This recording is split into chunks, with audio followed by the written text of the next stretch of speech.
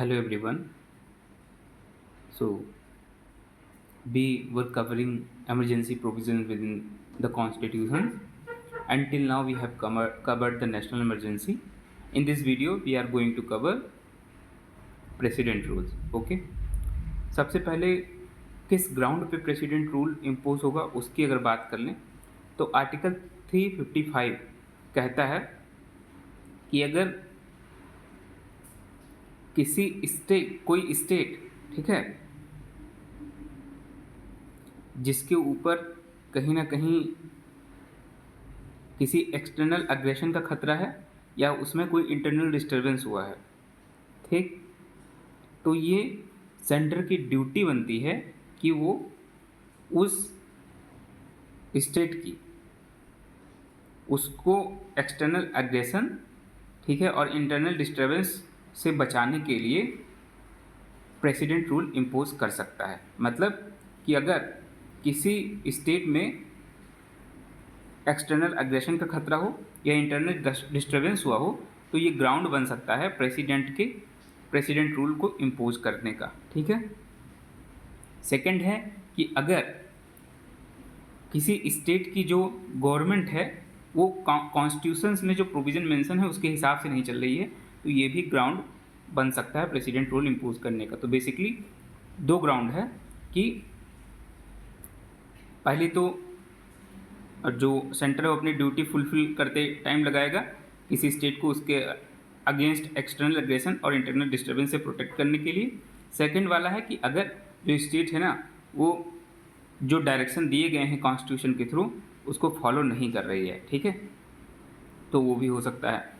It is a duty in the performance of which the centre take over the government of state under article 356 in case of failure of constitution में in A state, ठीक है। अब ये जो अभी हमने बात की ना कि ड्यूटी बनती है कि सेंटर कब अपना जो प्रेसिडेंट रूल है उसको स्टेट में इम्पोज करेगा, तो अगर कॉन्स्टिट्यूशनल मशीनरी है ना अगर वो भी स्टेट की फेल हो जाती है तो इस केस में भी प्रेसिडेंट रूल इम्पोज कर सकता है, ठीक।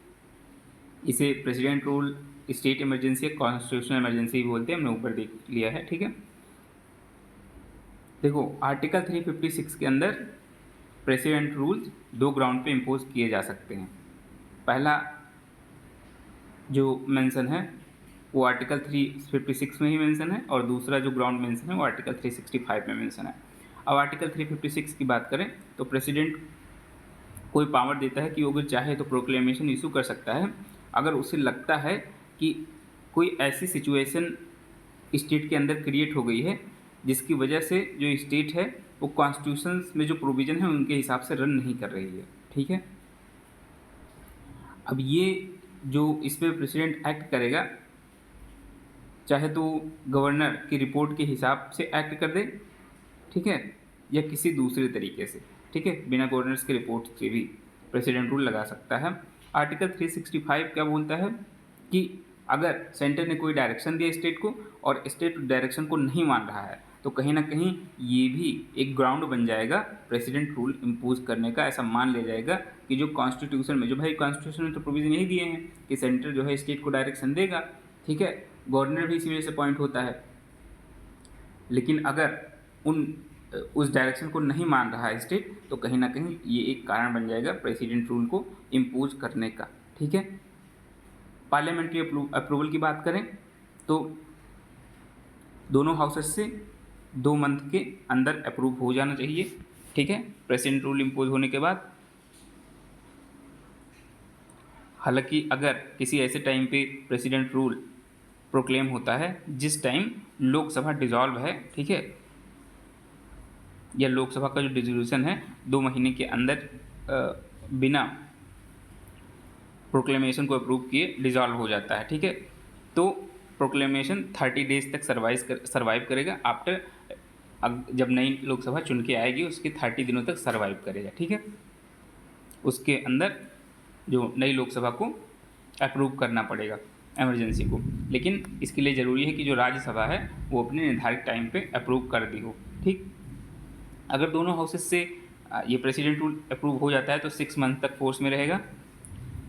मैक्सिमम पीरियड से 3 ईयर्स तक एक्सटेंड किया जा सकता है। नेशनल इमरजेंसी को आप वो इनफाइनाइट टाइम के लिए एक्सटेंड की जा सकती है, एक एक ईयर करके, बट इसको जो है वो सॉरी 6 मंथ करके जो नेशनल इमरजेंसी हो इनफाइनाइट ईयर्स के लिए एक्सटेंड की जा सकती है, लेकिन प्रेसिडेंट रूल मैक्सिमम 3 ईयर्स के लिए ही एक्सटेंड किया जा सकता है। ठीक है, हालांकि अगर लोकसभा जो है वो डिजॉल्व हो जाती है, ठीक, जैसे 6 मंथ के लिए एक बार में एक्सटेंड कर सकते हैं, अब 6 मंथ के बाद दोबारा अप्रूव करना होगा।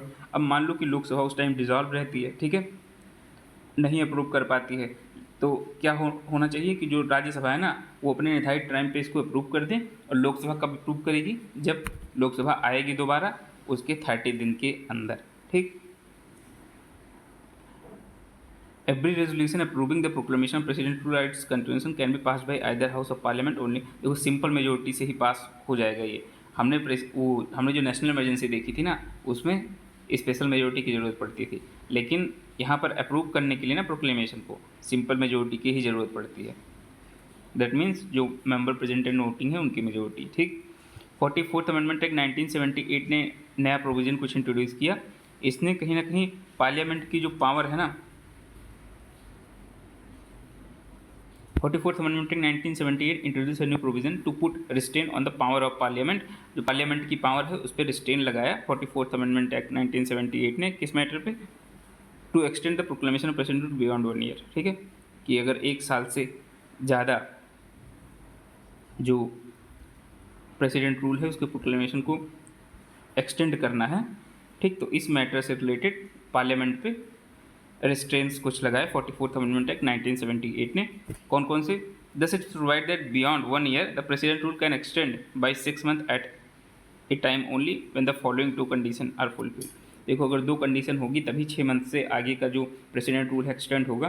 पहला कि नेशनल इमरजेंसी ऑपरेशन हो या तो इंडिया में या इंडिया के किसी पार्ट में, तब दोबारा एक्सटेंड किया जा सकता है 6 मंथ के लिए। दूसरा है कि इलेक्शन कमीशन ये सर्टिफाई करे कि भैया जो इलेक्शन है लेजिस्लेटिव असेंबली की, ठीक है, उस स्टेट की कंडक्ट नहीं करवाई जा सकती है, इसी वजह से हम एक्सटेंड करते हैं। ठीक, a proclamation of president rule may be revoked by the president at any time. President चाहे तो ये जो प्रेसिडेंट रूल है किसी टाइम रिवोक कर सकता है एक दूसरा प्रोक्लेमेशन इशू करके, और ये जो प्रोक्लेमेशन इशू करेगा उसके लिए पार्लियामेंट्री अप्रूवल की ज़रूरत नहीं पड़ेगी। अब कॉन्सिक्वेंस क्या होगा प्रेसिडेंट रूल का, तो प्रेसिडेंट को कुछ एक्स्ट्रा ऑर्डिनरी पावर मिल जाते हैं ड्यूरिंग प्रेसिडेंट रूल। कौन कौन से, जैसे कि वो चाहे तो वो जो स्टेट गवर्नमेंट है उसका फंक्शन ले सकता है, ठीक है, या कोई पावर जो गवर्नर के पास है उसको ले सकता है, या कोई और पावर जो कि एग्जीक्यूटिव अथॉरिटी है स्टेट की उसके पास है उसको ले सकता है। ठीक है, तो प्रेसिडेंट रूल चाहे तो पावर एंड फंक्शन जो है स्टेट गवर्नमेंट के गवर्नर्स के भी और एग्जीक्यूटिव अथॉरिटी के ले सकता है, पहली बात। ठीक है, वो चाहे तो ये भी डिक्लेयर कर सकता है कि भैया स्टेट लेजिस्लेचर का जो पावर है वो पार्लियामेंट एक्सरसाइज करेगी। He can take all other necessary step including suspension of constitution provision relating to any body और अथॉरिटी ऑफ द स्टेट। वो लगभग सारे स्टेप ले सकता है, और इन स्टेप में इंक्लूडिंग कि जो कॉन्स्टिट्यूशन प्रोविज़न है ना उस स्टेट के किसी बॉडी या किसी अथॉरिटी से रिलेटेड उसको भी सस्पेंड कर सकता है। ठीक, therefore when the president rule imposed in a state the president dismiss the state council of ministers. ठीक है, जब प्रेसिडेंट रूल इम्पोज होता है स्टेट में, प्रेसिडेंट डिसमिस कर देता है स्टेट काउंसिल ऑफ मिनिस्टर को, जो कि चीफ मिनिस्टर के द्वारा हेड की जाती है। स्टेट गवर्नमेंट प्रेसिडेंट के बिहाफ पर स्टेट का एडमिनिस्ट्रेशन कैरी आउट करता है, ठीक है, चीफ सेक्रेटरी के हेल्प से, या फिर कोई एडवाइज़र अपॉइंटेड किया जाता है प्रेसिडेंट को उसकी हेल्प से। तो स्टेट गवर्नर स्टेट के फंक्शन को परफॉर्म करता है। This is the reason why proclamation under article 356 is popularly known as imposition of president rule. ठीक है, इसी वजह से अब आप इसमें देख भी रहे होंगे कि प्रेसिडेंट की भूमिका जो है ना प्रेसिडेंट रूल में बहुत ज़्यादा रहती है, इसी वजह से कहीं ना कहीं इसको प्रेसिडेंट रूल भी बोलते हैं। अब देखो प्रेसिडेंट रूल चाहे तो सस्पेंड कर दे स्टेट लेजिस्लेटिव असेंबली को या फिर डिसॉल्व कर सकता है। Parliament on the behalf of state legislative bill या स्टेट बजट को पास कर सकता है। ठीक है, when the state legislature is suspended at dissolve, जब स्टेट लेजिस्लेचर सस्पेंड रहेगा या फिर डिसॉल्व रहेगा, तो पार्लियामेंट जो उसकी पावर है ना, वो जैसे लॉ मेकिंग एक्सेट्रा की, तो ये पावर डेलीगेट कर सकता है प्रेसिडेंट को, ठीक है, या फिर कोई दूसरी अथॉरिटी जो प्रेसिडेंट ने कहा हो कि भैया आप इसको डेलीगेट कर दो, ठीक है। The parliament or in case of delegation the president or any other specified authority, जिसको मतलब पावर डेलीगेट किया गया है ना पार्लियामेंट के द्वारा, ठीक, या फिर पार्लियामेंट खुद ही, तो वो कहीं ना कहीं अगर चाहे तो कुछ पावर और ड्यूटीज़ इम्पोज कर सकती है सेंटर पर या फिर इसके ऑफिसर पर या इसकी अथॉरिटीज़ पे, ठीक है। पावर एंड इम्पोजिंग ड्यूटी का मतलब हुआ कि सेंटर का कोई मान लो ऑफिसर है उस स्टेट में, तो उसके पास कुछ एक्स्ट्रा चाहे तो पावर दे सकती है, ठीक है, और उसको कुछ ड्यूटीज़ की भी अब आपकी ये भी ड्यूटी है अगर प्रेसिडेंट रूल ऑपरेशन में है, ठीक है। तो पार्लियामेंट चाहे तो खुद से या जैसे इसने पावर अपना डेलीगेट किया है, वो कहीं ना कहीं ऐसा लॉ बना सकता है जो सेंटर के ऑफिसर्स हैं उन पे कुछ पावर और ड्यूटीज़ इम्पोज करे, ठीक। President can authorise when the Lok Sabha is not in, अगर लोकसभा सेशन में नहीं है तो प्रेसिडेंट के पास एक पावर है, ठीक है, कि जो स्टेट की constituted fund of India, constituted fund है वहाँ से expenditure, the president can authorise when the Lok Sabha is not in session expenditure from the state constituted fund of pending its sanction by the parliament, ठीक है। मतलब वो चाहे तो जो कंसोलिडेटेड फंड ऑफ स्टेट है ना वहाँ से एक्सपेंडिचर करने के लिए सैंक्शन मतलब कह सकता है, ठीक है। A law made by the parliament और the president or any other specified authority continue to be operative even after the president rule, जो लॉ बनाया जाएगा प्रेसिडेंट रूल के बाद भी ऑपरेशन में रहेगा। इसका मतलब ये हुआ कि जो लॉ होगा वो केवल जब तक प्रेसिडेंट रूल लगा रहेगा तभी तक फोर्स में नहीं होगा, ठीक है। जब प्रेसिडेंट रूल खत्म हो जाएगा उसके बाद भी फोर्स में रहेगा, लेकिन स्टेट लेजिस्लेचर जब बाद में इस्टेब्लिश होती है ना, रिवाइव होती है, तो वो चाहे तो इसको रिपील कर सकती है या अल्टर कर सकती है, ठीक है। अब यहाँ पे एक और चीज़ नोट करने की बात है कि जो स्टेट का हाई कोर्ट है ना उसका पावर भी प्रेसिडेंट के पास नहीं आ जाता है, ठीक है। यह स्टेट हाई कोर्ट सस्पेंड नहीं होती है, वो एज इट इज़ अपना काम करते रहती है। In other word constitutional position status power and function of the concern state high court remain the same, ठीक है। स्टेट हाई कोर्ट का जो पावर फंक्शन होगा सब कुछ सेम रहेगा, उस वो प्रेसिडेंट कहीं ना कहीं डिजॉल्व नहीं कर सकता। अब देखो नेशनल इमरजेंसी और प्रेसिडेंट रूल में कोई डिफरेंस देख लेते हैं। तो नेशनल इमरजेंसी आर्टिकल 352 के अंदर लगाई जाती है, प्रेसिडेंट रूल आर्टिकल 356 के अंदर लगाया जाता है, सबसे बड़ा डिफरेंस तो यही है, ठीक है। It can be proclaim only when the security of India or part of its threat and, देखो अगर सिक्योरिटी जो इंडिया की है या इंडिया के किसी पार्ट की अगर सिक्योरिटी थ्रेट होता है तो नेशनल इमरजेंसी लगाई जाती है, ठीक है। ग्राउंड कौन कौन से हैं, वार हो गया, एक्सटर्नल एग्रेशन हो गया या फिर आर्म्ड रिबेलियन हो गया। वहीं प्रेसिडेंट रूल की बात करें अंडर आर्टिकल 356, ठीक है, अगर जो गवर्नमेंट है उसे लगता है कि जो स्टेट है ना वो कॉन्स्टिट्यूशन के प्रोविज़न के हिसाब से नहीं रन कर रहा है, चाहे रीजन उसके पीछे वार, एक्सटर्नल एग्रेशन या आर्म्ड रिबेलियन हो या ना हो, तो भी प्रेसिडेंट रूल लगाया जाता है। तो दोनों के पहली बात तो ग्राउंड अलग अलग है, ठीक है। अब देखो नेशनल इमरजेंसी के दौरान क्या होता है कि जो स्टेट एग्जीक्यूटिव या लेजिस्लेचर होता है ना वो कंटिन्यू फंक्शन करता रहता है, उसे डिजॉल्व नहीं किया जाता है, ठीक है। ठीक है, जो कोई भी पावर उसको असाइन किया गया है अंडर द कॉन्स्टिट्यूशन वो एक्सरसाइज करता है। Its effect is that the centre gets confident, कहीं ना कहीं जो सेंटर होता है ना नेशनल इमरजेंसी में वो जो स्टेट की लिस्ट है ना उस पर भी कानून बना सकता है ड्यूरिंग नेशनल इमरजेंसी, मतलब कॉन्फिडेंट पावर के अंदर आ जाता है जो स्टेट का पावर होता है, ठीक है। स्टेट का एडमिनिस्ट्रेशन हो गया, लेजिस्लेशन हो गया स्टेट का, तो कॉन्फिडेंट पावर के अंदर आ जाता है जिस पर पार्लियामेंट भी कानून बना सकता है नेशनल इमरजेंसी के दौरान। लेकिन अगर प्रेसिडेंट रूल की बात करें तो स्टेट एग्जीक्यूटिव जो है वो और जो लेजिस्लेचर है डिसमिस मतलब उसे बर्खास्त कर दिया जाता है, या तो उसे सस्पेंड कर दिया जाता है टोटली या फिर उसे डिजॉल्व कर दिया जाता है। प्रेसिडेंट के पास आ जाता है पावर कि जो स्टेट है उसको एडमिनिस्टर करे, या वो खुद से एडमिनिस्टर कर सकता है या गवर्नर के थ्रू करवा सकता है, ठीक है। और पार्लियामेंट जो होती है अब स्टेट लेजिस्लेचर के जगह पे लॉ बनाएगी। अगर ब्रीफ में बात करें तो एग्जीक्यूटिव एंड लेजिस्लेटिव पावर जो है ना अंडर प्रेसिडेंट रूल वो कहीं ना कहीं सेंटर के पास आ जाती है, ठीक। अब देखो नेशनल इमरजेंसी में क्या है कि पार्लियामेंट जो है वो लॉ बना सकती है even on the state list, खुद से ही लॉ बनाएगी, ठीक है।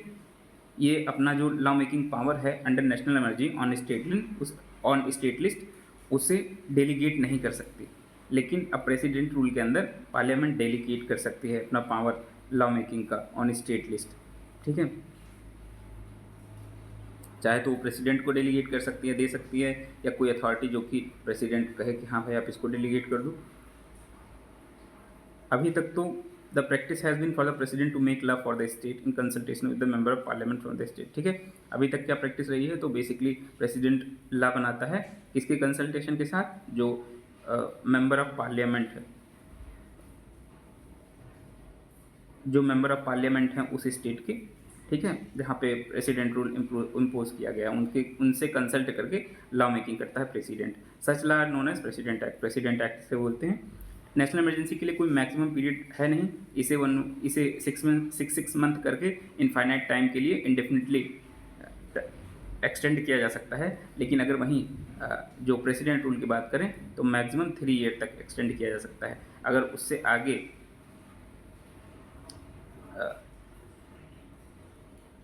ठीक है 3 महीने के बाद कहीं ना कहीं जो कॉन्स्टिट्यूशनल पोजीशन है ना स्टेट की वो रिस्टोर्ड हो जाएगी, ठीक। अब नेक्स्ट डिफरेंस देखें तो नेशनल इमरजेंसी के अंदर जो सेंट्रल स्टेट का रिलेशन है ना वो उसके अंदर थोड़े से बदलाव आ जाते हैं। लेकिन अगर बात करें जो प्रेसिडेंट रूल है तो वही स्टेट के रिलेशंस में थोड़ा मॉडिफिकेशन होगा जिस स्टेट में प्रेसिडेंट रूल इम्पोज हुआ है, ठीक। अब नेक्स्ट अगर डिफरेंस देखें तो नेशनल इमरजेंसी वाला जो ये रेजोल्यूशन पास होता है ना, तो every resolution of parliament approving it's proclamation और इट्स कंटिन्यूस, देखो स्पेशल मेजोरिटी की ज़रूरत होती है, चाहे वो नेशनल इमरजेंसी अप्रूव करना हो या उसको कंटिन्यूएंस की बात करें तो उसके लिए किस मेजोरिटी की ज़रूरत होती है, स्पेशल मेजोरिटी की ज़रूरत होती है। लेकिन जो प्रेसिडेंट रूल है ना उसे अप्रूव करना हुआ, ठीक है, या उसको कंटिन्यू करना हुआ तो वो बेसिकली सिंपल मेजोरिटी से हो जाता है, ठीक। अब जो नेशनल इमरजेंसी है ना वो फंडामेंटल राइट्स को इफेक्ट करती है सिटीजन्स की, जबकि प्रेसिडेंट रूल का फंडामेंटल राइट्स पे कोई असर नहीं होता है। लोकसभा रेजोल्यूशन पास करती है जो नेशनल इमरजेंसी उसको ख़त्म करने के लिए, ठीक है, लेकिन प्रेसिडेंट रूल में ऐसा कुछ नहीं मेंशन है। प्रेसिडेंट चाहे तो सिंगल हैंडेडली रिवोक कर सकता है प्रेसिडेंट रूल को, ठीक है। अब आर्टिकल 356 की यूज़ की बात करते हैं, ठीक। Since 1950 president rule has been, मतलब सबसे ज़्यादा अगर फ्रिक्वेंटली कोई इमरजेंसी यूज़ हुई है ना तो ये प्रेसिडेंट रूल वाली स्टेट इमरजेंसी सबसे ज़्यादा यूज हुई है। मोर देन 125 ओकेजन पे अभी तक यूज हो चुका है। Further on a number of occasion the president rule has been imposed in arbitrary manner, कई बार तो आर्बिट्री मैनर में, ठीक है, कि भाई सेंटर में अलग पॉलिटिकल पार्टी है, स्टेट में कोई अलग पॉलिटिकल पार्टी आ गई तो चलो हम प्रेसिडेंट रूल इम्पोज कर देते हैं, ठीक। आर्टिकल 356 इसी वजह से काफ़ी कंट्रोवर्शियल भी रहता है, ठीक। फॉर द फर्स्ट टाइम पहली बार जो प्रेसिडेंट रूल इम्पोज हुआ था 1951 में पंजाब में हुआ था, लेकिन अगर अभी की बात करें तो लगभग सारे स्टेट में प्रेसिडेंट रूल इम्पोज किया जा चुका है, चाहे एक बार या 2 बार या इससे ज़्यादा। कुछ स्टेट हैं तो जहाँ कई बार इम्पोज हो चुके हैं, जैसे यूपी हो गया, ठीक है, नॉर्थ ईस्टर्न के कुछ स्टेट हो गए। One general election were held to the Lok Sabha, देखो 1977 में जनरल इलेक्शन हुआ लोकसभा का, ठीक है, इंटरनल इमरजेंसी ख़त्म ही हुई थी, तो जो कांग्रेस पार्टी थी ना सेंटर में वो हार जाती है, जनता पार्टी पावर में आती है। तो जनता पार्टी जो होती है ना वो कहीं ना कहीं 9 स्टेट में जो कांग्रेस रूल होते हैं पावर में आने के बाद वहाँ पे प्रेसिडेंट रूल लगा देती है। किस ग्राउंड पे, कि उस स्टेट की जो असेंबली है वो इलेक्टोरेट के बेसिस को नहीं रिप्रेजेंट करती हैं। जब कांग्रेस पार्टी दोबारा पावर में आती है 1980 में तो वो भी सेम करती है, वो भी 9 स्टेट पर ऑन सेम ग्राउंड पे प्रेसिडेंट रूल इम्पोज करती है। इन 1992 president rule was impose in 3 BJP rule state, 1992 में प्रेसिडेंट रूल इम्पोज हुआ था 3 बीजेपी रूल स्टेट, कौन कौन से, मध्य प्रदेश, हिमाचल प्रदेश एंड राजस्थान, कांग्रेस पार्टी के द्वारा। किस ग्राउंड पे, कि जो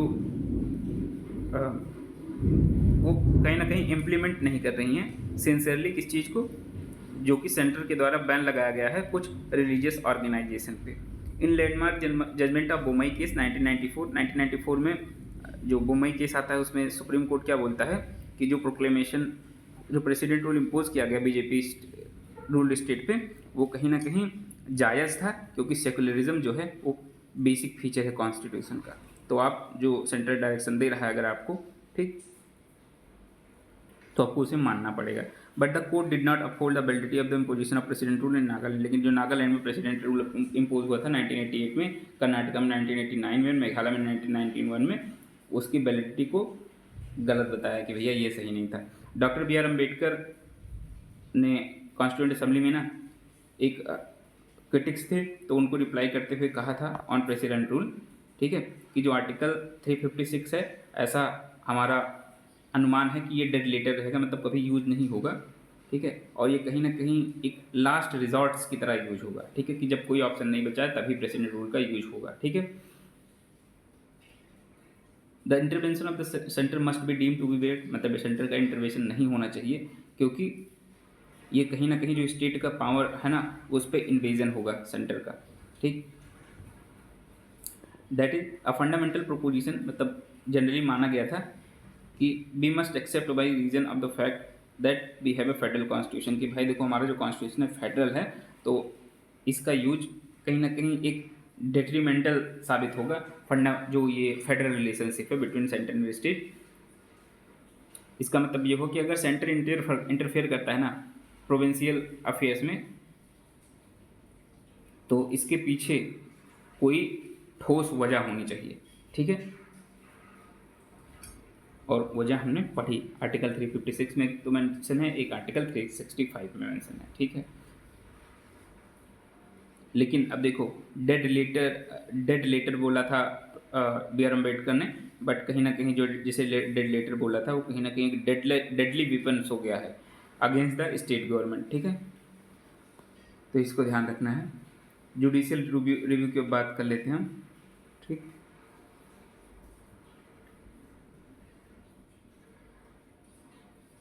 तो अगर जुडिशियल रिव्यू की बात करें तो 38 कॉन्स्टिट्यूशनल अमेंडमेंट एक्ट 1975, ठीक है, इसने क्या किया, तो इसने satisfaction of the president in invoking article 356, जो फाइनल जो प्रेसिडेंट है ना उसकी सेटिस्फेक्शन ही फाइनल होगी अगर आर्टिकल 356 के अंदर प्रेसिडेंट रूल को इम्पोज करना है, ठीक है, और इसे किसी भी कोर्ट में चैलेंज नहीं किया जा सकता है। लेकिन इस प्रोविज़न को 44th अमेंडमेंट एक्ट 1978 के थ्रू रिवर्स कर दिया गया, इस हटा दिया गया, ठीक है, कि जो प्रेसिडेंट का डिसीजन है ना वो जुडिशियल रिव्यू के अंदर आता है, इसको जुडिशियल रिव्यू से बाहर नहीं रख सकते। बुमई केस हुआ था 1994 में, ठीक है, इसमें भी जो सुप्रीम कोर्ट है उसने कुछ गाइडलाइन भी रखा था अबाउट द प्रेसिडेंट रूल। इसने क्या कहा था कि जो presidential proclamation imposing president rule वो जुडिशियल रिव्यू के अधीन है, ठीक है, जो प्रेसिडेंट रूल जो है वो उसका जुडिशियल रिव्यू हो सकता है, पहली बात। दूसरा कि satisfaction of the president must be based on relevant material, जिस जो प्रेसिडेंट सेटिस्फाई होके प्रेसिडेंट रूल लगा रहा है वो किसी ठोस मटेरियल पे बेस्ड होना चाहिए। ऐसा ना हो कि कोई इररिलेवेंट एक्सट्रानियस ग्राउंड्स पे उन्होंने प्रेसिडेंट रूल लगा दिया हो, ऐसे केस में कोर्ट के पास ये पावर है कि स्ट्रिक डाउन कर सकता है, ठीक है, प्रेसिडेंट रूल को। बर्डन सेंटर पे लाई करता है कि वो प्रूव करे कि जो प्रेसिडेंट रूल लगाया गया है वो जस्टिफाइड था। कोर्ट क्या करेगा, वो करेक्टनेस ऑफ द मटेरियल या फिर एडिक्वेसी पे ध्यान नहीं देगा, बट ये देखेगा कि जो एक्शन था वो रिलेवेंट था कि नहीं था, ठीक है। अगर कोर्ट होल्ड करता है प्रेसिडेंशियल प्रोक्लेमेशन को, ठीक है, कि भैया ये अनकॉन्स्टिट्यूशनल था या इनवैलिड था, ठीक है, तो ये क्या करेगा, जो स्टेट गवर्नमेंट होगा उसको रिस्टोर करेगा, ठीक है, उसकी स्टेट लेजिस्लेटिव असेंबली को रिवाइव करेगा, ठीक है, अगर उसे सस्पेंड या डिजॉल्व कर दिया गया होगा। The state legislative assembly should be dissolve only after the parliament has approve. अब देखो इसने एक और बात कही कि जो स्टेट लेजिस्लेटिव असेंबली होगी ना केवल तभी डिजॉल्व होगी जब पार्लियामेंट प्रेसिडेंशियल प्रोक्लेमेशन को अप्रूव करता है। ऐसा नहीं कि प्रेसिडेंट रूल लगा उसके बाद हमने डिजॉल्व कर दिया, स्टेट लेजिस्लेटिव असेंबली है, जब ही डिजॉल्व होगा केवल प्रेसिडेंट के अनाउंसमेंट से ही नहीं, जब अप्रूव हो जाएगा प्रोक्लेमेशन थ्रू पार्लियामेंट, ठीक है। जब तक कि ऐसा कोई अप्रूवल नहीं दिया जाता है प्रेसिडेंट केवल सस्पेंड कर सकता है, असेंबली को डिजॉल्व नहीं कर सकता। अगर पार्लियामेंट जो है अगर वो फेल हो जाती है प्रोक्लेमेशन को अप्रूव करने में, तो जो असेंबली होगी वो दोबारा एक्टिवेट हो जाएगी। इसी में कहा गया कि जो सेक्युलरिज्म है वो बेसिक फीचर है कॉन्स्टिट्यूशन का। तो अगर state government anti secular politics को यूज कर रहा है तो कहीं ना कहीं एक ग्राउंड बन सकता है under article 356 to impose president rule. अगर क्वेश्चन की बात करें कि the question of the state government losing the confidence of the legislative assembly should be decide on the, देखो कभी कभी ऐसा होता है ना कि इस बेसिस प्रेसिडेंट रूल लगा दिया जाता है कि जो स्टेट लेजिस्लेटिव असेंबली है वो कॉन्फिडेंस नहीं इंजॉय कर रही है जो स्टेट लेजिस्लेचर है उसका, ठीक है। लेकिन अब ऐसे नहीं कि आप गवर्नर खुद ही ऐसा मान ले, ठीक है, उसको एक मौका देना चाहिए कि भैया आप फ्लोर ऑफ द हाउस पे इस चीज़ को प्रूव करो, ठीक है। Where a new political party assume, अगर कोई सेंटर में नई पॉलिटिकल पार्टी आती है तो इसके पास ये अथॉरिटी नहीं हो जाती है कि जो स्टेट मिनिस्ट्रीज है उसको आप डिसमिस कर दो और वहाँ पे प्रेसिडेंट रूल अप्रूव करवा दो, ठीक है। जो आर्टिकल 356 के अंदर जो पावर है, ठीक है, वो कहीं ना कहीं एक बहुत ही एक्सेप्शनल पावर है और हमेशा इसको यूज नहीं करना चाहिए, कुछ ओकेजनली ही इसको यूज करना चाहिए, ठीक है, कुछ स्पेशल सिचुएशन में ही यूज करना चाहिए, ये चीज़ ध्यान रखना है। अब केसेस कब जो प्रेसिडेंट रूल होगा ये प्रॉपर होगा और कब इम्प्रॉपर होगा उसकी बात कर लेते हैं। सरकारी कमीशन की रिपोर्ट की बात करें सेंट्रल स्टेट रिलेशनशिप्स 1988 की, तो सुप्रीम कोर्ट ने, ठीक है, उसके बाद सुप्रीम कोर्ट ने बोमई केस में कुछ कंडीशन या कुछ सिचुएशन आइडेंटिफाई किए जहाँ पे जो आर्टिकल 356 का यूज़ होगा ना उसे प्रॉपर या इम्प्रॉपर बोलेंगे। तो कौन कौन से हैं ये, जहाँ इसे हम प्रॉपर या इम्प्रॉपर के अंदर गिनेंगे। तो पहली बात कि अगर जनरल इलेक्शन असेंबली का होता है, ठीक है, अगर वहाँ पर कोई मेजोरिटी नहीं आती या हंग असेंबली होती है, तो अगर हंग असेंबली हुई है स्टेट में तो ये कहीं ना कहीं प्रॉपर होगा कि प्रेसिडेंट रूल उस स्टेट में इम्पोज किया जा सके। अगर किसी भी पार्टी के पास क्लियर मेजोरिटी नहीं है, कोई भी पार्टी स्टेट में सरकार बनाने में सक्षम नहीं है, ठीक है। अगर मान लो कि किसी पार्टी के पास मेजोरिटी थी असेंबली में, ठीक है, लेकिन वो मना कर देती है कि भैया मुझे गवर्नमेंट नहीं बनाना है, और गवर्नर भी कोई ऐसी कोलिजन पार्टी को नहीं ढूंढ पाता है, ठीक है, जो मेजोरिटी को कमांड करती हो, ऐसे कंडीशन में भी प्रेसिडेंट रूल इम्पोज किया जा सकता है, ठीक। तीसरी कंडीशन है कि अगर मिनिस्ट्री जो है वो रिजाइन कर देती है, मान लो कि कोई गवर्नमेंट थी स्टेट में, ठीक, वो असेंबली में उसके फ्लोर टेस्ट में नो कॉन्फिडेंस मोशन पारित हो जाता है, मतलब अगर असेंबली में उसकी डिफीट हो जाती है और जो मिनिस्ट्री वो रिजाइन कर देती है, दूसरी जो पार्टी बची हैं वो कहते हैं कि नहीं भैया हम भी गवर्नमेंट नहीं बनाएंगे, ठीक है, तो भी कहीं ना कहीं ग्राउंड बन जाता है प्रेसिडेंट रूल को इम्पोज करने का, ये प्रॉपर होगा।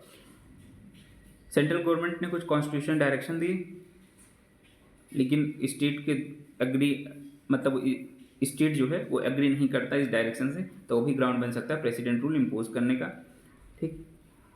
फिफ्थ है कि अगर जो गवर्नमेंट है ना स्टेट की वो डेलिबरेटली मतलब खुद से एक्ट कर रही है, अगेंस्ट द कॉन्स्टिट्यूशन काम कर रही है, ठीक है, या फिर किसी रिवोल्ट एक्सेट्रा को भड़का रही है, तो वो भी कहीं ना कहीं प्रॉपर केस होगा प्रेसिडेंट रूल इम्पोज करने का, ठीक है। नेक्स्ट जो प्रॉपर केस होगा कि अगर जो स्टेट गवर्नमेंट है वो कहीं ना कहीं विलफुली ये रिफ्यूज़ करती है कि भैया हम जो कॉन्स्टिट्यूशनल ऑब्लिगेशन हमें दिया गया है अंडर द कॉन्स्टिट्यूशन हम उसको फुलफिल नहीं करेंगे, ठीक है, उसको इंडेंजर करती है, जिससे सिक्योरिटी ऑफ स्टेट को प्रॉब्लम होती है, तो वो भी कहीं ना कहीं प्रॉपर यूज़ होगा, प्रॉपर टाइम होगा प्रेसिडेंट रूल इम्पोज करने का, ठीक है। अब इम्प्रॉपर कब होगा उसकी अगर बात करें तो अगर देखो किस केस में इम्प्रॉपर होगा, तो where ministry resign or dismiss on losing majority support. मान लो कोई गवर्नमेंट थी स्टेट में, वो मेजोरिटी लॉस करके वो मिनिस्ट्री रिजाइन कर देती है, ठीक है। अब गवर्नर की रिस्पॉन्सिबिलिटी बनती है कि पहले आप एक अल्टरनेटिव मिनिस्ट्री को सर्च करो कि क्या कोई दूसरी पार्टी भी या कोई कोलिजन पार्टी भी गवर्नमेंट बनाने को रेडी है, उसके बाद आप प्रेसिडेंट रूल लगाओ। बिना आप इसको टेस्ट किए हुए प्रेसिडेंट रूल अगर लगाते हैं तो वो इम्प्रॉपर होगा, पहली बात, ठीक है। दूसरा कि अगर गवर्नर खुद से अपना असेसमेंट बना लेता है, ठीक है, खुद से ये मान लेता है कि जो मिनिस्ट्री का सपोर्ट है ना असेंबली में, ठीक है, जो गवर्नमेंट है उसका जो सपोर्ट है असेंबली में वो ख़त्म हो गया है, ठीक, और वो प्रेसिडेंट को रिकमेंड कर देता है कि आप खुद से मनगढ़ंत अपने खुद से, ठीक है, बिना मिनिस्ट्री को टाइम दिए कि भैया आप अपनी मेजोरिटी प्रूव करो फ्लोर पे, तो ये भी कहीं ना कहीं ग्राउंड होगा improper use of president rule. फिर है कि जो रूलिंग पार्टी है ना वो मेजोरिटी कमांड कर रही हो असेंबली में, ठीक है, लेकिन जो नया जनरल इलेक्शन हुआ लोकसभा का, ठीक, उसमें उसे डिफीट मिल गई, लाइक 1977 1988 1980 वाले कंडीशन की, कि मान लो रूलिंग पार्टी थी वो असेंबली में मेजोरिटी कमांड करती थी, लेकिन जब जनरल इलेक्शन हुआ ना लोकसभा का तो उसमें क्या हुआ कि वो उसकी डिफीट हो गई, ठीक। तो अब इसका मतलब ये नहीं कि जो स्टेट गवर्नमेंट जो है उसको भी आप वहाँ पे प्रेसिडेंट रूल लगा दोगे, ठीक। मतलब ये नहीं कि हाँ मान लो कोई सेंटर में गवर्नमेंट है, मान लो अभी बीजेपी की गवर्नमेंट है, ठीक है। अब क्या हुआ कि बीजेपी की गवर्नमेंट है और इसके स्टेट में भी कई स्टेट में भी जो इसकी गवर्नमेंट है। अब मान लो कि नेक्स्ट इलेक्शन में कांग्रेस जीत जाती है और बीजेपी की मैसिव डिफीट होती है, तो कांग्रेस आएगी तो ये नहीं कर सकती कि भैया सेंटर में आप तो हार ही गए हो, मतलब आप लोगों का जो विल है वो इंजॉय करते हो नहीं, लोगों का फेवर आपके पक्ष में नहीं है, इसलिए अब आपके स्टेट में भी हम प्रेसिडेंट रूल लगा देंगे। ऐसा नहीं किया जा सकता, ठीक है। अगर इंटरनल डिस्टर्बेंस होता है ना किसी स्टेट में, इसका मतलब ये नहीं कि वहाँ पे इंटरनल सबवर्सन या कोई फिजिकल ब्रेकडाउन हुआ है, ठीक है, ये ध्यान रखना है। इंटरनल डिस्टर्बेंस जो है उसका मतलब ये नहीं, not amounting to internal Subversion और फिजिकल ब्रेकडाउन, ठीक। माल एडमिनिस्ट्रेशन अगर किसी स्टेट में है, ठीक है, या करप्शन का एलिगेशन होता है किसी स्टेट गवर्नमेंट पे, तो वो भी उस बेसिस पे प्रेसिडेंट रूल इम्पोज कर देना भी प्रॉपर नहीं होगा। जहाँ पे स्टेट गवर्नमेंट है ना बिना उसको प्रायर वार्निंग दिए हुए, ठीक है, where the state government is not given prior warning to rectify itself, मतलब बिना उसको सुधरने का मौका दिए हुए स्टेट गवर्नमेंट को, ठीक है, हम सीधे प्रेसिडेंट रूल लगा देते हैं, तो वो भी कहीं ना कहीं एक इम्प्रॉपर यूज होगा। Where the power is used to sort out intra party problem, ठीक है, sort out intra party problem of the ruling party or for the purpose extraneous or irrelevant to the one for which it has been conferred by the constitution, ठीक है। तो कहीं ना कहीं state के ऊपर जो जितने भी आर्बिट्री कंडीशन है ना कि कुछ भी सेंटर मान के वहाँ पे प्रेसिडेंट रूल इम्पोज कर दे, उन सारे कंडीशन में आप इसको पढ़ेंगे तो जितने आप स्टेटमेंट वहाँ पे देखेंगे ना तो आपको समझ आ जाएगा कि कौन सा प्रॉपर यूज है और कौन सा इम्प्रॉपर यूज हुआ है, ठीक। तो आप अकॉर्डिंगली लगा देंगे, ठीक है। बहुत क्लियरली लिखा हुआ है, इसमें कोई ऐसा नहीं कि थोड़ा सा डिफरेंस हो उसके बाद अगर आप स्टेटमेंट पढ़ते हैं तो समझ नहीं आएगा, बहुत क्लियर डिफरेंसेस हैं, तो आप खुद से लगा सकते हैं इसको एग्जाम में, कोई ज़्यादा दिक्कत नहीं होगी। तो इस वीडियो में हमारा था प्रेसिडेंट रूल। अब हमारा आता है financial emergency. Okay, financial emergency काफ़ी छोटा टॉपिक है, इसको भी कवर कर लेते हैं, ठीक। फाइनेंशियल इमरजेंसी की बात करें तो सबसे पहले किस ग्राउंड पे फाइनेंशियल इमरजेंसी डिक्लेयर होगी, आर्टिकल 360 के अंदर ये मेंशन है कि प्रेसिडेंट चाहे तो फाइनेंशियल इमरजेंसी प्रोक्लेम कर सकता है अगर उसे लगता है, ठीक है, कि कोई कंडीशन ऐसी आ गई है जिससे जो फाइनेंशियल स्टेबिलिटी है या क्रेडिट ऑफ इंडिया है उसको खतरा है, ठीक। 38th अमेंडमेंट एक्ट 1975 ने क्या किया कि जो प्रेसिडेंट का सेटिस्फेक्शन है ना इन डिक्लेयरिंग फाइनेंशियल इमरजेंसी वो फाइनल होगा और कॉन्क्लूसिव होगा और उसे किसी भी कोर्ट में क्वेश्चन नहीं किया जा सकता। लेकिन 44th अमेंडमेंट एक्ट के थ्रू इस प्रोविज़न को डिलीट कर दिया गया, ठीक है, कि इसे जुडिशियल रिव्यू से बाहर नहीं रखा जा सकता प्रेसिडेंट वो जो फाइनेंशियल इमरजेंसी है उसके प्रोक्लेमेशन को। पार्लियामेंट्री अप्रूवल एंड ड्यूरेशन की बात करें दोनों हाउस से अप्रूव होना चाहिए, सिंपल मेजोरिटी, ठीक है, विद इन 2 मंथ्स। जब फाइनेंशियल इमरजेंसी लगी है, मान लो अनाउंस हुई है, उसके 2 महीने के अंदर दोनों हाउस से अप्रूव होना चाहिए, सिंपल मेजोरिटी, ठीक है। प्रोक्लेमेशन ऑफ फाइनेंशियल इमरजेंसी अगर उस टाइम इम्पोज मतलब प्रोक्लेम होती है फाइनेंशियल इमरजेंसी जिस टाइम लोकसभा डिजॉल्व है या सेशन में नहीं है, ठीक, बेसिकली जिस टाइम लोकसभा डिजॉल्व है, ठीक है, या फिर लोकसभा डिजॉल्व हो जाती है बिना फाइनेंशियल इमरजेंसी को अप्रूव किए विद इन 2 मंथ, ठीक, तब क्या होगा कि जो फाइनेंशियल इमरजेंसी होगी सर्वाइव करेगी after first setting of new Lok Sabha, ठीक, इसको ध्यान रखना है। अगर दोनों हाउस से जो ये फाइनेंशियल इमरजेंसी अप्रूव हो जाती है तो इंडेफिनिट टाइम के तक ये रन कर सकती है, ठीक है, जब तक कि इसे रिवोक नहीं किया जाता। इसका मतलब ये हुआ कि कोई मैक्सिमम टाइम पीरियड नहीं मेंशन है कि कितने दिनों तक ये फाइनेंशियल इमरजेंसी ऑपरेशन में रहेगी। दूसरा कि बार बार पार्लियामेंट की अप्रूवल की ज़रूरत नहीं होगी फाइनेंशियल इमरजेंसी में, ठीक है, जो कि प्रेसिडेंट रूल और नेशनल इमरजेंसी में होता था। A resolution approving the proclamation of financial emergency can be pass by other house of parliament. देखो दोनों हाउस में से किसी में भी ये जो फाइनेंशियल इमरजेंसी है उसके प्रोक्लेमेशन को अप्रूव किया जा सकता है बाई सिंपल मेजोरिटी, ठीक है, केवल सिंपल मेजोरिटी से ही किया जा सकता है। ए प्रोक्लेमेशन ऑफ फाइनेंशियल इमरजेंसी में भी रिवोक्ड, देखो जो प्रेसिडेंट रिवोक कर सकता है इसे किसी भी समय बाई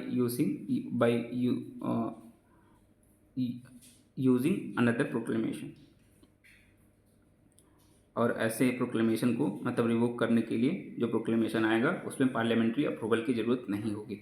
फाइनेंशियल इमरजेंसी का इम्पैक्ट क्या होगा, ठीक है, तो कुछ कॉन्सिक्वेंसेस होंगे फाइनेंशियल इमरजेंसी के, उसको भी हम एक बार देख लेते हैं कि जो एग्जीक्यूटिव अथॉरिटी है ना ओवर फाइनेंशियल मैटर सेंटर की, वो कहीं ना कहीं एक्सटेंड हो जाएगी कि वो स्टेट को डायरेक्शन दे पाएगा कि आप भाई फाइनेंशियल वित्तीय मितव्ययता मतलब फाइनेंशियल प्रोप्रिएटी को बरतो, क्योंकि कहीं ना कहीं अभी पैसे का अभाव है, ठीक। और कोई भी अदर डायरेक्शन भी दे सकता है किसी स्टेट को पार्लियामेंट अगर उसे लगता है कि ये ज़रूरी है, ठीक है। अब कोई भी एनी सच डायरेक्शन में include provision requiring the direction of कोई अदर डायरेक्शन हो गए जो किस चीज़ से रिलेटेड हो कि भाई जो सैलरी एंड अलाउंस है ना, जो पर्सन स्टेट को सर्व कर रहा है उसकी सैलरी या अलाउंस को आप कम कर दो, ठीक, ये भी डायरेक्शन दे सकता है। दूसरा कि जो कोई भी बिल आप पास करने वाले हो ना, चाहे मनी बिल हो या फाइनेंशियल बिल हो, उसको आप रिजर्व करो प्रेसिडेंट के कंसिडरेशन के लिए, ठीक है, जब वो स्टेट लेजिस्लेचर से पास हो जाता है। तीसरा ये है कि प्रेसिडेंट चाहे तो डायरेक्शन दे सकता है कि आप जो सैलरीज एंड अलाउंस है ना किसकी, सारे या कोई क्लास ऑफ पर्सन की जो कहीं ना कहीं यूनियन को सर्व कर रहा है उसकी सैलरी और अलाउंस को आप कम कर दो, ठीक है। जो सुप्रीम कोर्ट के हाई कोर्ट के जजेस हो गए उनके सैलरी एंड अलाउंस को आप कम करो। ये कौन बेसिकली डायरेक्शन दे सकता है, प्रेसिडेंट डायरेक्शन दे सकता है, ठीक। तो ये जो पार्लियामेंट जो एग्जीक्यूटिव अथॉरिटी जो हमने देखी ना, पार्लियामेंट अलग डायरेक्शन देगी और प्रेसिडेंट रूल का डायरेक्शन का जो एरिया है काफ़ी अलग है। वो यूनियन के जो एम्प्लॉई सर्व कर रहे हैं उनके सैलरी अलाउंस को कम करने की बात करता है, जज supreme court and high court के सैलरी एंड अलाउंस को कम करने की बात करता है। During financial emergency president direction issue कर सकता है इन 2 मैटर पे, ठीक है। अब अगर फाइनेंशियल इमरजेंसी ऑपरेशन में रहती है तो सेंटर जो है उसका कहीं ना कहीं पूरा कंट्रोल आ जाता है over the state financial matter में। एच.एन. कुंजरू जो कॉन्स्टिट्यूशन असेंबली के मेंबर थे, उन्होंने कहा कि जो फाइनेंशियल इमरजेंसी का प्रोविज़न है वो कहीं ना कहीं जो फाइनेंशियल ऑटोनॉमी है स्टेट की ना उसको एक थ्रेट है। इसका रीजन एक्सप्लेन करते हुए डॉक्टर बी आर अम्बेडकर ने कहा था कि क्यों हमने इसको कॉन्स्टिट्यूशन में इंक्लूड किया, तो कहा कि ये आर्टिकल जो है ना कहीं जो नेशनल रिकवरी एक्ट है यूनाइटेड स्टेट का, उसके पैटर्न को फॉलो करता है। जो नेशनल रिकवरी एक्ट है ना, वो प्रेसिडेंट को पावर देता है इसी तरह के प्रोविज़न बनाने का, अगर कोई डिफ़िकल्टीज़ हो इकोनॉमिकल या फाइनेंशियल कंट्री में, ठीक। जैसे ग्रेट डिप्रेशन के टाइम इसको यूज किया गया था अमेरिका में, ठीक। No financial emergency has been declared so far. देखो, अगर फाइनेंशियल इमरजेंसी की बात करें तो हमारे कंट्री में कभी भी फाइनेंशियल इमरजेंसी डिक्लेयर नहीं हुई है। हालांकि हमारे यहाँ फाइनेंशियल क्राइसिस भी हुआ था 1991 में। अब इमरजेंसी प्रोविज़न का कुछ क्रिटिसिज्म भी है, ठीक है। कुछ मेंबर जो थे कॉन्स्टिट्यूएंट असेंबली के, उन्होंने इमरजेंसी प्रोविज़न को इन कॉन्स्टिट्यूशन में रखने को क्रिटिसाइज़ किया था कुछ ग्राउंड्स पे, जैसे कि इससे क्या होगा कि जो फेडरल कैरेक्टर है ना कॉन्स्टिट्यूशन का, वो डिस्ट्रॉय होगा और यूनियन के पास सारे पावर आ जाएंगे। पहला तो इस बेसिस पे उन्होंने क्रिटिसाइज़ किया। दूसरा, the power of state both union and its unit will entirely be concentrated in the hand of union executive. जो पावर होगा ना सारे यूनियंस का भी, और जो उसके यूनिट्स मतलब स्टेट्स जो हैं, उनका कहीं ना कहीं पावर सेंटर के ही हाथ में आ जाएगा। तो इस बेसिस पे ही क्रिटिसाइज़ किया इसे, ठीक। प्रेसिडेंट डिक्टेटर बन सकता है लाइक प्रेसिडेंट रूल के थ्रू, तो ये भी कहीं ना कहीं इस बेसिस पे क्रिटिसाइज़ किया गया। जो स्टेट की फाइनेंशियल ऑटोनॉमी होगी वो ख़त्म हो जाएगी अगर फाइनेंशियल इमरजेंसी लगती है तो। इस बेसिस पे क्रिटिसाइज़ किया गया। फंडामेंटल राइट्स जो हैं आर्टिकल 2021 को छोड़ के आर्टिकल 359 के अंदर सारे फंडामेंटल राइट तो जो है सस्पेंड किए जा सकते हैं। आर्टिकल 19 को बेसिकली सस्पेंड किए जा सकते हैं, जो अदर फंडामेंटल है जो प्रेसिडेंशियल ऑर्डर में मेंशन होंगे, ठीक है, उसके इन्फोर्समेंट को हटाया जा सकता है, ठीक। तो कहीं ना कहीं अगर फंडामेंटल राइट मीनिंगलेस हो जाएंगे अगर इन इमरजेंसीज का यूज़ किया जाता है, तो इस बेसिस पे भी क्रिटिसाइज़ किया गया था। अब एच बी कामत ने ऑब्जर्व क्या किया था कि ये जो सिंगल चैप्टर है ना, ये कहीं ना कहीं रीजन बन सकता है एक टोटलिटेरियन स्टेट्स का, एक पुलिस स्टेट का, एक ऐसा स्टेट, ठीक है, जो कम्प्लीटली अपोज करता हो आइडियल्स को, प्रिंसिपल को, जो कहीं ना कहीं हमने इतने दिनों में अर्जित किया है, ठीक है। उस ये पूरा इमरजेंसी प्रोविज़न जो है वो उसी को पूरा ख़त्म कर सकता है। ये भी कहते हैं कि जिस देश में राइट और लिबर्टीज़ हैं मिलियन ऑफ इनोसेंट पीपल्स की, वुमेंस की, ठीक है, वो कहीं ना कहीं जियोपार्डी खतरे में आ सकती हैं अगर ये इमरजेंसी प्रोविज़न यूज होता है, ठीक। तो ये सारी चीज़ें कुल मिला के इन्होंने क्रिटिसाइज़ किया था कि भैया ये कहीं ना कहीं एक काफ़ी विनाशकारी हो सकता है, स्टेट को टोटलिटेरियन बना सकता है, ठीक है। पुलिस स्टेट कहीं ना कहीं इस्टेब्लिश कर सकता है ये इमरजेंसी जो प्रोविजंस है। केटी शाह क्या बोलते हैं, ए चैप्टर ऑफ रिएक्शन एंड रेट्रोगेशन, ठीक है, ये इसको ऐसा बोलते हैं। ये क्या बोलते हैं कि I find one can not but notice two distinct current. इन्होंने कहा कि हमने दो डिस्टिंक्ट करंट नोटिस किए हैं इस इन प्रोविजंस में, इमरजेंसी वाले प्रोविजंस में। पहला ये कि to arm the centre with special power against the union, ये कहीं ना कहीं सेंटर को पावर देता है, ठीक है, कि ये जो स्पेशल पावर कहीं ना कहीं सेंटर को देता है अगेंस्ट द स्टेट, पहला। और दूसरा कि ये गवर्नमेंट को भी एक्स्ट्रा पावर देता है अगेंस्ट द पीपल, ठीक। कृष्णमाचारी क्या बोलते हैं कि भाई मुझे डर है कि भाई मैं इस प्रोविज़न का यूज़ करके प्रेसिडेंट और एग्जीक्यूटिव कहीं ना कहीं एक कॉन्स्टिट्यूशनल डिक्टेटरशिप को ला सकता है, ठीक। एच एन कुंजरू क्या बोलते हैं कि जो इमरजेंसी का जो फाइनेंशियल प्रोविज़न है ना, वो फाइनेंशियल ऑटोनॉमी जो स्टेट की है उसको थ्रेट पैदा करता है। हालांकि कुछ लोग समर्थन भी करते हैं इमरजेंसी प्रोविज़न का, जैसे अल्लाडी कृष्णा स्वामी अय्यर हो गए, कि ये क्या बोलते हैं कि ये कहीं ना कहीं एक लाइफ देता है कॉन्स्टिट्यूशन को, ठीक। महावीर त्यागी क्या बोलते हैं कि ये सेफ्टी वॉल्व की तरह काम करता है, ये कहीं ना कहीं हेल्प करता है कॉन्स्टिट्यूशन को मेंटेन रखने में, ठीक। While defending the emergency provision the constitution, doctor B R Ambedkar भी ये एक्सेप्ट करते हैं कि हाँ भाई जो इमरजेंसी प्रोविजन है उनका मिसयूज हो सकता है।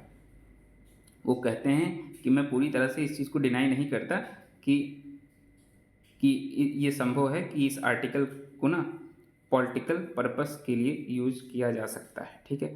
अब कुछ इंपॉर्टेंट आर्टिकल देख लेते हैं। 352 प्रोक्लेमेशन ऑफ इमरजेंसी, ठीक है, नेशनल इमरजेंसी बात करता है। 353 अगर इमरजेंसी अप्रूव हुई, ठीक है, लगाई जाती है अगर इमरजेंसी, तो उसका इफेक्ट क्या होगा, 353 से डील करता है।